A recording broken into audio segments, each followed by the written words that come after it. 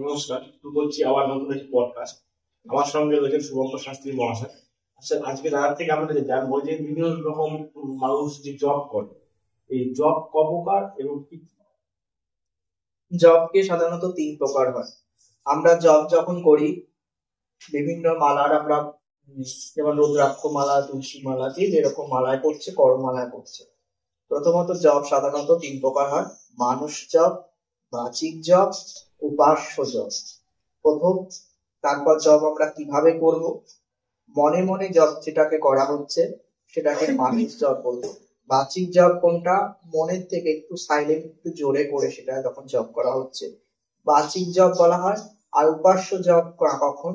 কোনো কিছুই না ভেবে আজ্ঞা চক্রের মধ্যে যখন আমরা সেই মন্ত্রকে চিন্তন করে জব করা হচ্ছে, সেই উপাস্য জব করা হচ্ছে। এই জব আমরা ষটকর্ম ক্রিয়ায় কিন্তু ব্যবহার করেও থাকি। এই যখন জব করা হয়, তাহলে বশীকরণ যখন করা হয়, সে বশীকরণ করতে গেলে বশীকরণ, আকর্ষণ, মুদ্রা প্রদর্শন যখন করতে হয়, সেখানে কোন জব করতে হয়? সেখানে কিন্তু বাচিক জব করতে হয়। বশীকরণ, তন্মন, এইসব কর্মদির জন্য কিন্তু আমরা বাচিক জপ করতে হয়। আর উপাস্য জপকে মারণ উচ্চাটন করতে গেলে তখন কিন্তু আমাদের উপাস্য জপ করতে হয়। উপাস্য জপ করতে গেলে কিন্তু আমরা রুদ্রাক্ষ মালায় যদি এখন দেখাই, আমাদের কিন্তু একটা রুদ্রাক্ষ এক্সট্রা থাকে, সেটাকে বলা হয় সাক্ষী। রুদ্রাক্ষের মাথায় কিছু সূক্ষ্ম সুতো লেগে থাকে, ওটাকে বলা হয় ডিজাইন, কিন্তু না, সুমেরু বলা হয়। মালা, রুদ্রাক্ষ মালার মধ্যে আবার কিন্তু একটা করে রুদ্রাক্ষ, একটা করে সুতোর গিট্টু থাকে, একটা করে। এই গিট্টুটা হচ্ছে কি বলা হয়? গ্রন্থি। গ্রন্থিযুক্ত মালা ছাড়া সে রুদ্রাক্ষ হোক, তুলসী হোক, রক্তচন্দন হোক, হরিদ্রা হোক, যেই মালা হোক, গ্রন্থিযুক্ত মালা ছাড়া কিন্তু জপ অসমাপ্ত হয়, জপ করা যায় না। আর যেই মালা ধারণ করেছে সেই মালা কখনোই জপযোগ্য নয়, এতে ফল হানি হতে পারে। জপ করতে গেলে আসনের অনেক কিছু বিবেচনা করার ব্যাপার থাকে, সেটা আমি বলছি। জপের আগে যেটা ধরন ভাবতে হয়, জপ করতে করতে কেউ এলো, তার একটু কানে শুনে নিলাম, আবার জপ করলাম, হবে না। জপ করতে গেলে আমাদের আজ্ঞা চক্রের মধ্যে একটি সাদা রঙের বিন্দুকে চিন্তান করে এটি শান্তি কর্ম করতে গেলে, অর্থাৎ পরিবারে জপ করার মাধ্যমে মানুষের পরিবারে বা অনেক কিছু চেঞ্জ হয়, পরিবারের শান্তি ফিরে আসে। একজনই জপ করুক, রোজকে সবাইকে করতে হবে বলছি না, এবং সেটিকে এমন ভাবে 5 মিনিট করুক, 1 ঘন্টা করুক, 8 ঘন্টা করুক, সেটাকে যেমন আমরা যেমন ভাবে রেকি করা হয়, ঠিক সেরকম পারপাস একটা আসন লাগাতে হবে, তার সামনে একটি মোমবাতি হোক, প্রদীপ হোক জ্বালাতে হবে, জ্বালিয়ে সেখানে তার কেউ করমালা জপ করো, কেউ মালায় জপ করো, যাতেই করুক, সেটা বিষয়টা নয়, কিন্তু জপটা যখন করা হবে যেন তোমার মাথার আজ্ঞা চক্রের মধ্যে মন্ত্রটা যেন কানেক্ট হয়। তোমরা সাধারণ মানুষ যে জপটা করবে, মানুষ জপ করতে হয়। সাধারণ মানুষের জপটা মন্ত্রটা তুমি শুনতে পাবে, আদার্স কেউ শুনতে পাবে না, এটা মানুষ জপ করতে হয়।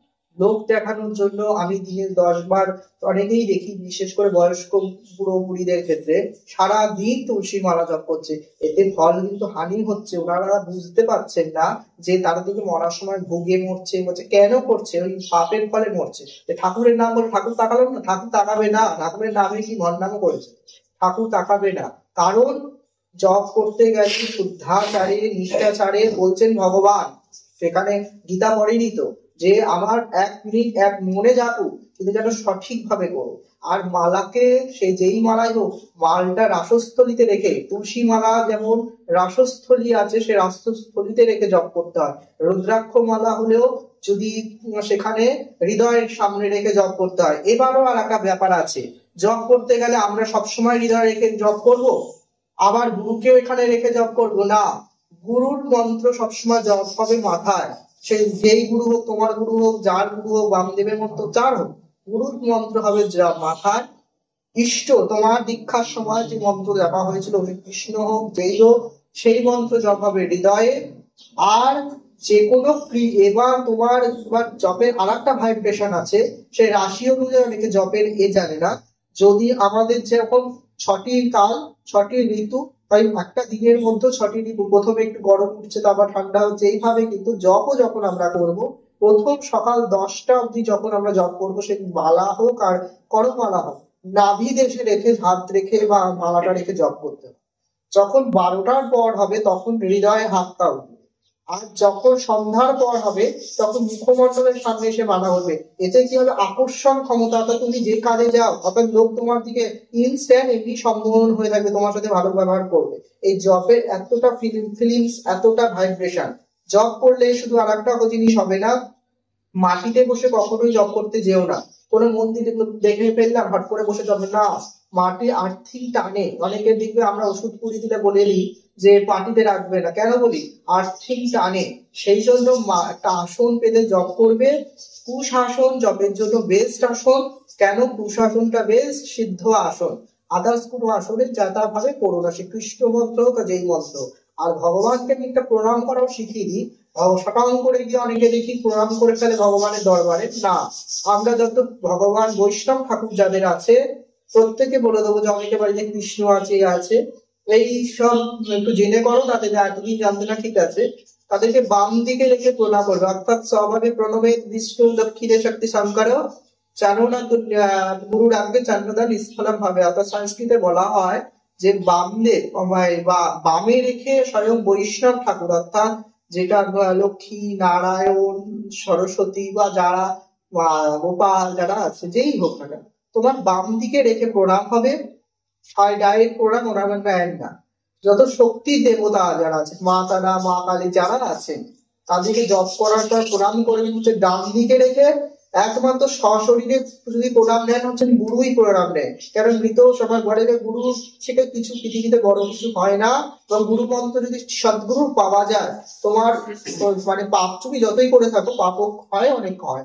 গুরুকে সভাবে করবে, আর ভগবানকে অবশ্যই প্রণাম করবে, কিন্তু মাটিতে লুটিয়ে প্রণাম করো, কিন্তু ডান দিকে রেখে করবে। শক্তি শিব দুর্গা কালী আর যত এগুলো দেখবে বেলুর মঠে যদি যাও ওনারা শিখিয়ে দেবে। কিন্তু আর জবটাকে ঠিকঠাক করার চেষ্টা করো। মানুষ জব, বাতির জব, উপাস্য জব, ইন্দ্রকার জব হয়, কিন্তু মনে এমন ভাবেই জবটা করো যাতে তোমার মঙ্গল হয়। সারাদিন ওই শুধু লোক দেখে করে দরকার নেই, 1 ঘন্টা করো, এতে তোমার আকর্ষণ ক্ষমতা বিল হবে, নিজে অনুভূতি বুঝতে পারবে যে না আমার শরীরের মধ্যে একটা ভাইব্রেশন হতো, তাতে তোমার মঙ্গলজনক।